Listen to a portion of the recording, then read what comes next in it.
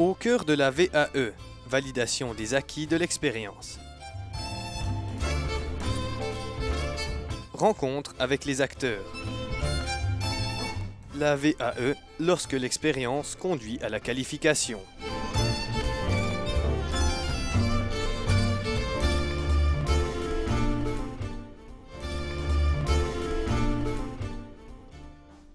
Nous sommes à Yverdon avec Christian Willem. Christian a une activité professionnelle intercantonale.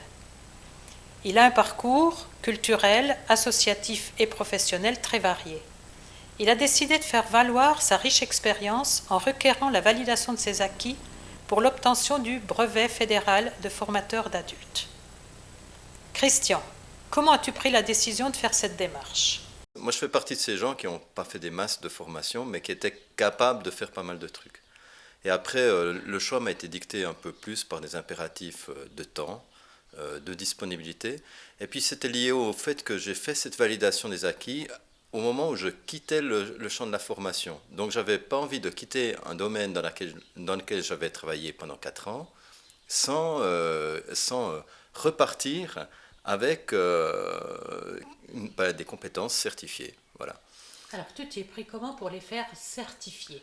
Je m'étais renseigné d'abord pour la formation, puis on m'avait dit, avec ce que vous avez, vous pouvez à peine avoir une validation pour le niveau 1.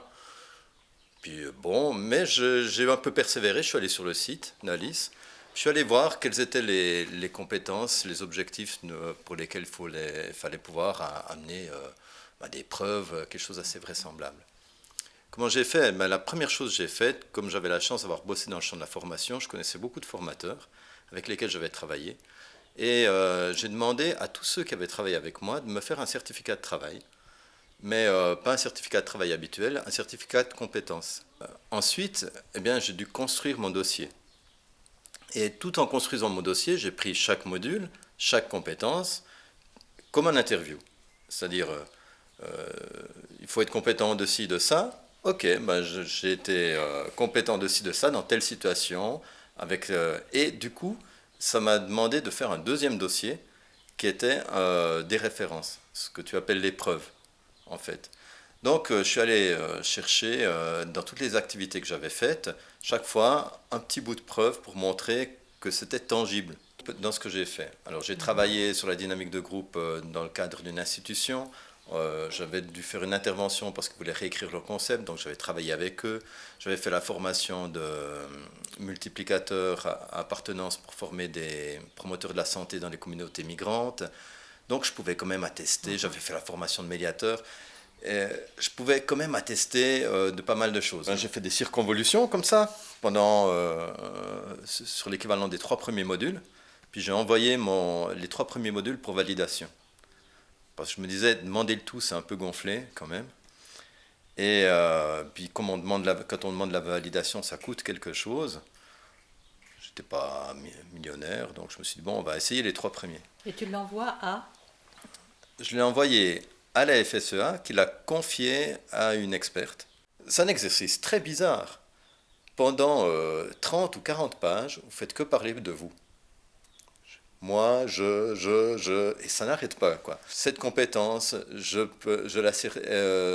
l'ai démontrée dans telle situation, il y a tel certificat qui le montre, et le document que j'ai utilisé en référence avec cette situation se retrouve à cette page-là. Et tout est construit comme ça. Donc je pense qu'ils ont voulu voir dans une situation du début à la fin comment je me positionnais dans quasiment la description d'une seule pratique. Depuis l'âge de 22 ans, j'ai pratiqué l'enseignement parallèlement au théâtre de manière amateur, mais en tant qu'animateur, en tant qu'acteur et en tant que répétiteur dans une troupe. Je me suis rendu compte que c'était paradoxalement là-dedans que je pouvais beaucoup le plus facilement montrer en fait que j'étais capable de mener par exemple une dynamique de groupe. Et alors je me suis beaucoup amusé entre les animations de théâtre que je faisais avec des adolescents, ce que j'avais fait avec des adultes. Après, les séances de thérapie que j'avais fait aussi, avec des oligophrènes, c'est que je suis allé chercher des compétences utiles à la formation d'adultes dans des activités qui ne sont pas de la formation d'adultes.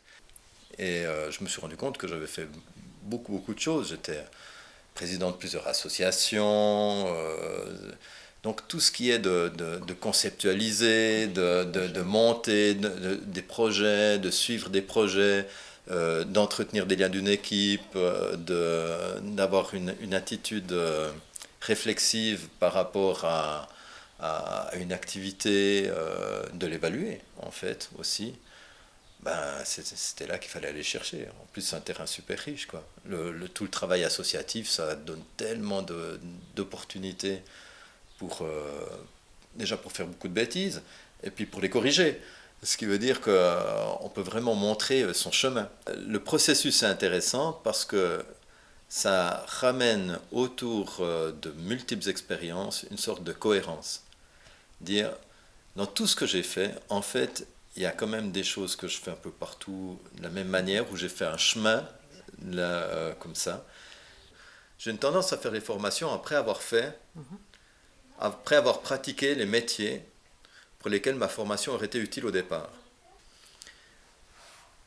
Mais par contre, ça m'a permis de boucler une expérience et puis de me projeter dans la suite. Quand on est par rapport à pas mal de domaines un peu autodidactes comme ça, c'est pas mal de pouvoir ancrer certaines choses pour garder l'énergie de faire des choses qu'on n'a jamais faites. Alors après, qu'est-ce que j'en ai fait? Alors oui, je me suis positionné comme formateur d'adultes. Pour moi, c'était aussi important, vu que j'avais changé 2 fois de métier. Je me disais, mais je ne sais pas où je vais aller la fois suivante. Alors, c'est vrai que dans mon métier, mes métiers, l'éducation, la formation d'adultes, mon intérêt pour la prévention, si je recherche quelque chose, ça va être une carte assez importante. Parce qu'avoir la formation d'adulte, en plus de la compétence dans une ou 2 branches, c'est vraiment un plus. Que recommandes-tu à des personnes qui souhaitent se lancer dans une validation des acquis? Moi, je leur conseillerais de prendre bien le temps de lire tous les acquis dont on doit attester. Et puis, le premier travail, c'est de la collection. C'est de documenter un peu tout. Puis quand vous avez compris bien la logique, il faut bien comprendre la logique de ce qu'on vous demande, après on peut se lancer dans la rédaction. Quels étaient tes atouts pour que tu y parviennes tout seul, sans accompagnement? Il faut avoir confiance en soi, c'est sûr. C'est pas une démarche modeste, il faut oublier ça. Et puis la deuxième chose, je savais que j'avais beaucoup d'expériences très diverses et que c'était jouable. Et ça relève aussi de la confiance en soi. Alors mes atouts, c'était ça, puis le fait que je savais formuler, puis que j'avais du temps devant moi. Ça m'a pris quand même, je pense, 2 mois, et puis après, les allers-retours de décision, il faut bien 5-6 mois pour faire le tour, mais c'est pas mal d'heures de travail, quoi. C'est rigolo, c'est comme écrire un peu une œuvre sur soi, et puis en même temps, c'est comme explorer, mais c'est quoi les compétences, c'est quoi... Mais tout d'un coup, ça permet de créer un paquet comme ça, de nouer la gerbe, comme on dit.